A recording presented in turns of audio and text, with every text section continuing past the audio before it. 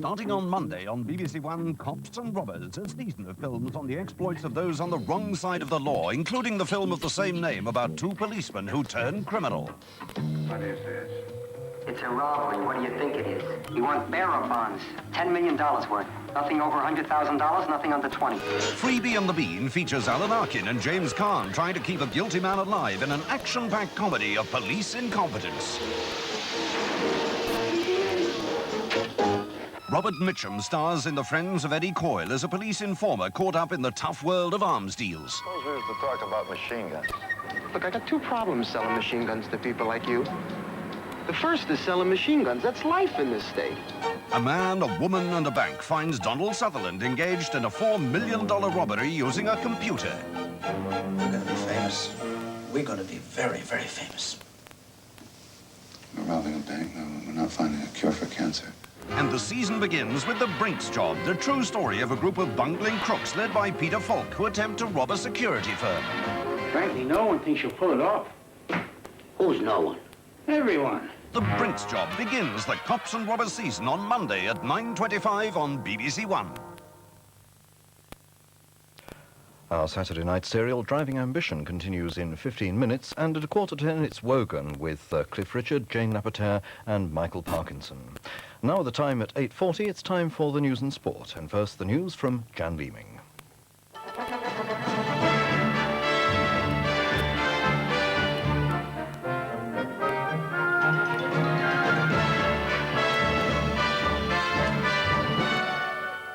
Lancashire miners split over ending their strike.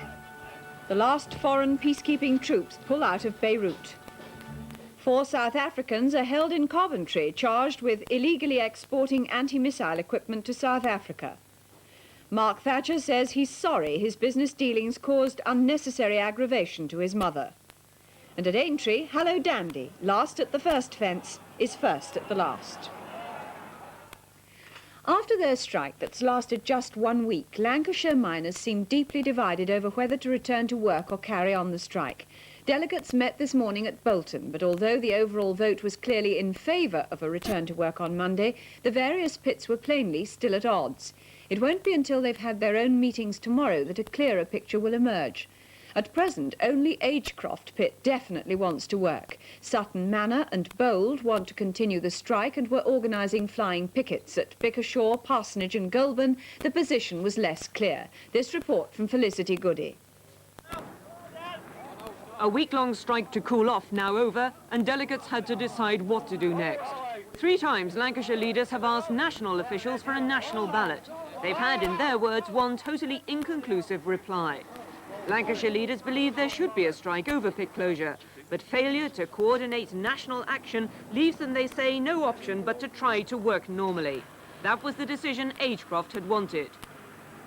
We don't want to be forced out with intimidation and abuse. We want a national ballot, and if that goes for a strike, then we'll be 100% behind it. But if some pits are determined to work on Monday, others are equally determined they should not. We're going to stop electric coffee. They've fallen down the river. I will not cross. I'm branch secretary at Bolton. No way will I cross the picket line. So the Lancashire miners are now split right down the middle. Although the overwhelming majority of the delegates voted here this morning to resume work on Monday, there are at least 3 pits who are likely to rebel. And certainly miners from 2 collieries are already planning to organise flying pickets to try and persuade the rest of their colleagues around the Lancashire coalfield not to go to work either. We're not Lancashire miners, us. We're Great Britain miners. One out, all out. An opinion poll to be published in the Mail tomorrow suggests that if the NUM were to hold a ballot, it would produce a substantial majority for an all-out strike. According to the NOP poll, 60% of miners would vote to strike, 5% more than is needed under union rules. The last of the multinational peacekeeping force in Beirut, the French contingent, have pulled out. So for the first time since the civil war began in 1975, there's no active foreign military presence in the city. The 300 French Marines staged their withdrawal from Beirut city port. There to watch their departure were the French defence and foreign ministers. During their 18-month mission, nearly 350 peacekeeping troops died in Beirut, more than 80 of them French. The withdrawal came as President Reagan announced that American troops and ships lying off the Lebanese coast were soon to pull out of the region. The leader of the UNITA rebels in Angola, Jonas Savimbi, says he won't release 17 British prisoners until the British government holds direct negotiations with him. The Britons were among 77 foreigners captured at a mining town last month. Dr. Savimbi delivered his warning during a military parade at his headquarters in Jamba. Michael Burke has been looking at pictures of the rally. It was an impressive display of UNITA's strength, one designed to show that the movement cannot be ignored in the peace negotiations going on in southern Africa, nor dumped by the white government in Pretoria, who've been their main supporters. UNITA's leader, Jonas Savimbi, has already launched a military offensive. Now he's joining in the propaganda war.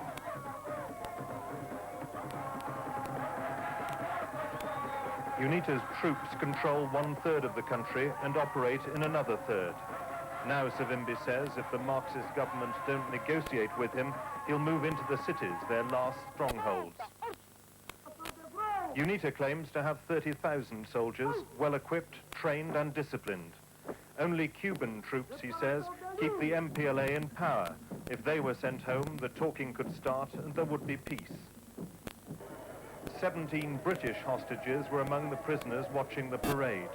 Savimbi says he'll hold them indefinitely until the British government recognizes him and his key role in the peace process in the subcontinent. If UNITA is not taken into account, the conflict will continue in Angola. And from that fact, peace will not be possible in Southern Africa.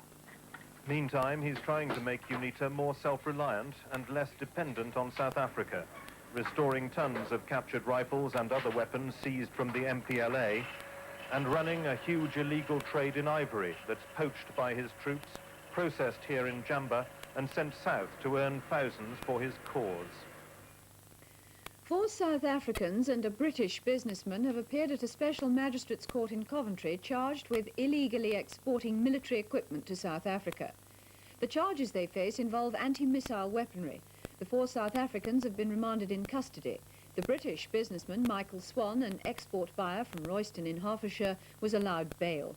The case follows intensive investigations by customs officers over the past week in Coventry. The South African embassy said they had heard about the arrests from the British authorities and had given legal advice to their nationals. A report from Central America in the last half hour says that the chief of the armed forces in Honduras, General Gustavo Alvarez Martinez, has been removed from office and asked to leave the country. It's said to have come as a complete surprise to local journalists and the American embassy. The right-wing regime in Honduras has been involved in joint military exercises with United States forces designed to build up the country's military strength along its border with Nicaragua, which has a Marxist government. The Prime Minister's son, Mark Thatcher, says he's gone to live abroad to show he's sorry for the trouble his business activities have caused his mother. His involvement with a firm that won a contract to build a university in Oman has been the subject of controversy in Parliament and in the press. In an interview to be published in the Mail on Sunday, Mark Thatcher says he's done nothing to be ashamed of and accuses his critics of a vendetta. He's recently taken a £45,000 a year job selling Lotus cars in the United States. And in the Mail on Sunday, he says he's made the decision to live abroad, not least to show how sorry I am for the totally unnecessary aggravation all this business has caused my mother. Police have arrested an armed man after a siege at a house in Brighton. It seems he had been holding another man hostage and had been demanding to see his common-law wife and their 5-year-old son. For some time, the police tried negotiating with the man. Police marksmen were at the scene and the area had to be evacuated. Residents were moved to a local church hall. Eventually, the man gave himself up after a shot had been fired. No one was hurt and the police moved in. A man is now being questioned by police. For the first time in 20 years, common market agriculture ministers have come up with an agreement that should reduce the butter mountain and other food surpluses. It's unlikely to make much difference to shop prices, and it will still leave common market farm spending £2,000 million over budget. But production curb should start reducing the present butter mountain of 900,000 tonnes. Dairy farmers in Britain, West Germany and Holland face the biggest production cutbacks if they're to avoid punitive levies, while Irish farmers alone are being allowed to increase production. The National Farmers Union leader said his members would be upset by the deal. They're having to take very drastic steps, particularly milk producers, to cut back on production. And literally, starting from tomorrow, they have got to reduce milk production by about 10% on the yield that they would have expected to get in the coming year.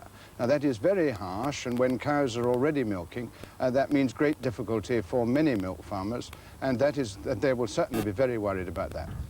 We have huge stocks which we can neither eat nor sell, and clearly something had got to be done about it. And the traditional way of dealing with overproduction is to reduce the price, whether one is talking about steel or food. And therefore, I think all farmers have known that this was going to be a very difficult period indeed. Now, with news of another exciting finish to the Grand National and the rest of today's sport, here's Michael Blakey. Hello Dandy won the Seagram Grand National at Aintree to give jockey Neil Doughty his first victory in the race and the Penrith trainer Gordon Richards his second. It was a race memorable for another exciting finish. And they're off. And running down towards the first. And Hill of Slane, one of the first to show in the centre. Cridar on the inside, chased by Corbière. Burndow comes to Beaches, 10 lengths clear, and flies over it. Earthstopper over in second, then Two Swallows, Midday Gun, then Spartan Missile. And Grease Paint just about takes the lead, but Earthstopper jumps it better. As they go to the third last, and it's Grease Paint from Hello Dandy, then in third place Earthstopper, 4 Ellie Oggerty, 5 is Two Swallows. And it's Hello Dandy being challenged again by Grease Paint. Hello Dandy's wandering off a true line. Grease Paint sticking to the far rail as they come to the furlong pole. It's Grease Paint on the far side, Hello Dandy on the near side. Corbière's trying to get on terms with them. But it's Grease Paint on the far side, Hello Dandy on the near side. There's nothing between them as they come to the line. Hello Dandy on the near side is just going to win it. Hello Dandy is one, and Grease Paint is second, and third is Corbière, fourth Lucky Vein, and 5 Earthstopper. That's the 1, 2, 3, 4, 5. Jockey Neil Doughty said he was last after one circuit and then picked them off one by one. There was one tragedy. Earthstopper finished 5th, but then collapsed and died. John Walk, making his debut for Liverpool, helped them back to the top of the First Division when he scored in their 2-0 win at Watford. Ian Rush scored the second. Ron Atkinson's Manchester United were the leaders this morning. He took United to the Hawthorns for their match against West Bromwich Albion, the team he used to manage. A report from Steve Lee. United, refreshed after a 5-day Spanish break, made the more impressive start. Graham, Stapleton and Robson combining well in this opening move.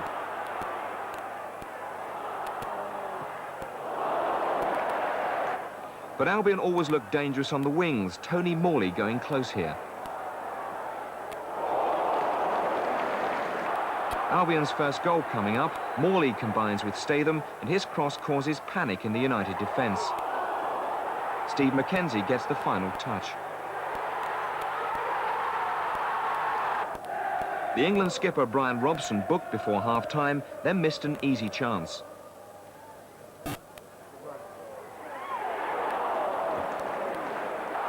Morley was giving United a real roasting now. The visiting defence was looking decidedly shaky.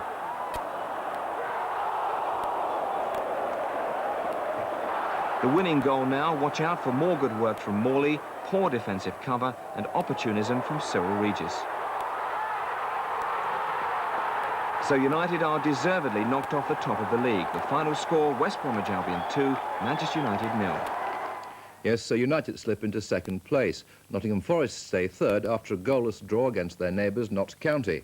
West Ham drew with Queen's Park Rangers after leading 2-0 at half-time. Andy Gray got the winner for Everton in their morning match against Southampton, a dress rehearsal for the FA Cup semi-final. Jack Charlton made a successful return to Ayresome Park as manager of Middlesbrough. Middlesbrough checked their slide down the second division with a win over Oldham. And there was more good news for the club. Their bankers have agreed to keep them afloat. Steve Sutton reports. It was an emotional return to Ayresome Park for Charlton, a standing ovation from the crowd. And with the financial pressures off the club, for the time being at least, they were determined to give the fans something to shout about. and the team rose to the occasion wonderfully, with Stephen Bell opening the scoring after just 3 minutes. Oldham did come back twice, but Borough weren't to be denied, making it 3-2 and a fairy tale, if not fraught, return. All the anxieties that I've had all my life came back today, yeah. The result was good. We won the game. It eases the pressure a little bit. And, you know, maybe we'll enjoy the rest of the season and try and put a little bit of something together that's worth looking at. Thanks a lot. The two biggest volcanoes on Hawaii Island are erupting, and several people have had to leave their threatened homes. Mauna Loa has been erupting for a week. Now it's been joined by Kilauea. Brian Barron reports. Scientists had been keeping anxious eyes on Kilauea for days, and their worst fears were realized when it began erupting, sending molten lava 300 feet into the air. Within 24 hours, the lava flow had rolled 5 miles downhill, just missing a housing estate. But it's the Mauna Loa volcano that remains the biggest threat to islanders. It's still pouring out 1 million cubic yards of lava each hour. The advance has been slowed by rainstorms and forests, which the lava eats up but takes time to do so. Civil defense authorities promise residents of Hilo 24 hours warning of evacuation, but the city's prospects are looking better. That's the news and sport. Good night.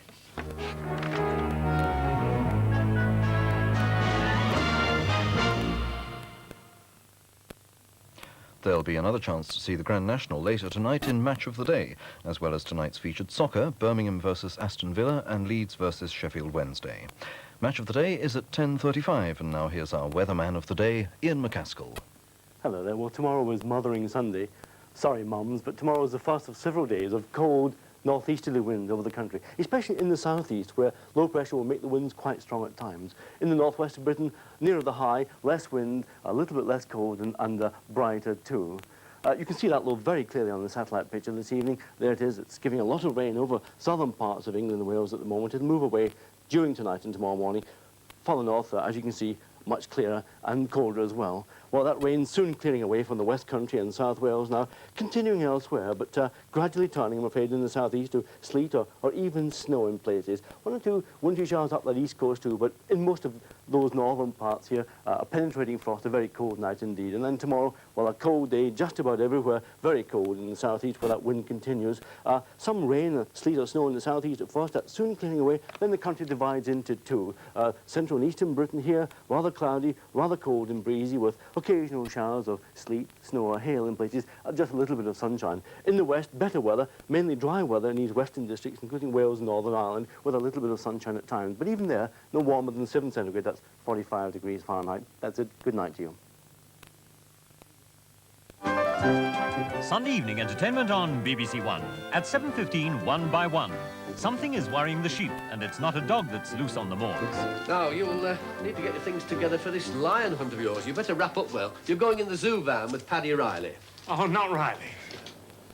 At 8:05, Mastermind, and 4 more contenders answer questions on such diverse subjects as the Medici and swallows and Amazons.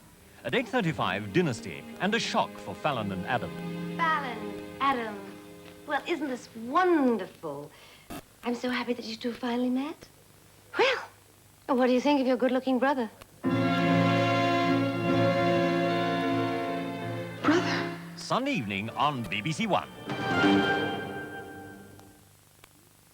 And now this Saturday night continues with episode 5 of Driving Ambition.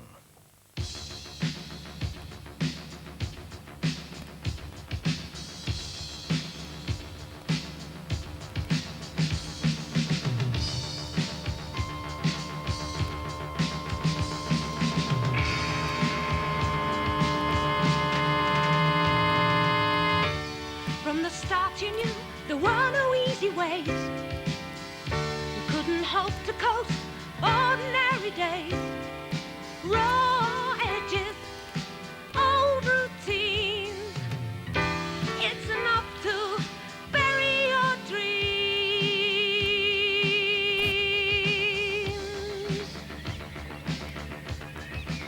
It's been a hard day tonight, and I've been working. Quadrophenia, copy? Yeah, come on. Now, whose turn now, Roger? Looking for Negatory. Dream Shack. Wakey, wakey, dream machine, you miserable wally. You start.